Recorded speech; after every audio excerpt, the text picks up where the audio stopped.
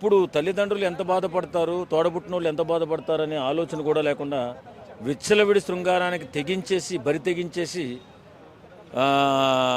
ఇప్పుడు ఈ మధ్యకాలంలో ఆడవాళ్ళు మరీ ఎక్కువగా మాకు ఫ్రీడమ్ లేదు, మాకు ఫ్రీడమ్ కావాలి అనేసి ఇప్పుడు శృంగారమే కాదు, సిగరెట్ కాల్చడము, ధూమపానము, మద్యపానము విపరీతంగా సేవిస్తూ విచ్చలవిడిగా తయారైపోయారు పెద్ద పెద్ద టౌన్లో.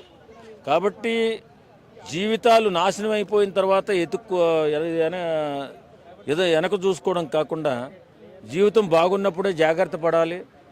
మీ కుటుంబాలు మీకోసం ఎన్నో కలలు కని మీ భవిష్యత్తు బాగుండాలని మీ తల్లిదండ్రులు ఎన్నో ఆశలతో మిమ్మల్ని పెంచుకుంటున్నారు.